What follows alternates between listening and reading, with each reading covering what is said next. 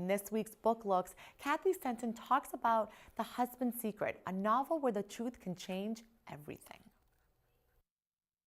The Husband's Secret by Liane Moriarty was published in 2013 and takes place in Australia.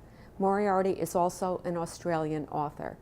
It tells the story of a mystery, a murder, and an age-old situation that has a severe effect on 3 different families. The principal characters are Cecilia Fitzpatrick and her husband John Paul. Cecilia and her husband live in a small suburb of Sydney and have the perfect life. They have perfect children, he has the perfect job, their house is perfect, she's perfect, everything is wonderful.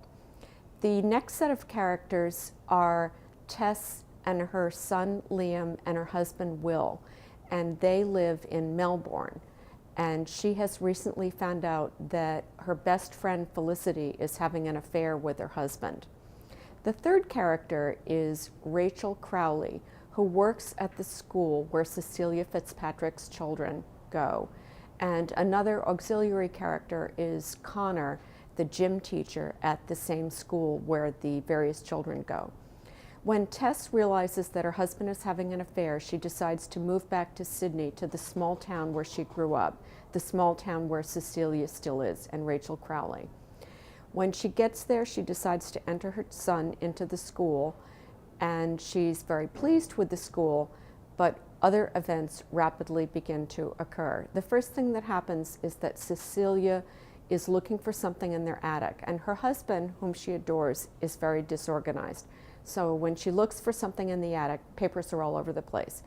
And in a pile of papers, she finds a letter that says on the envelope, "To be opened in the event of my death," signed by her husband. She's unable to control her curiosity, so she opens the letter, and what's contained in the letter completely blows apart her life.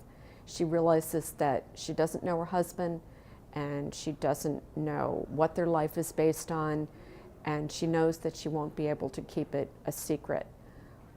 The revelation of exactly what happened and what happened 30 years ago will affect all characters involved, including Rachel Crowley, whose daughter was murdered 30 years ago.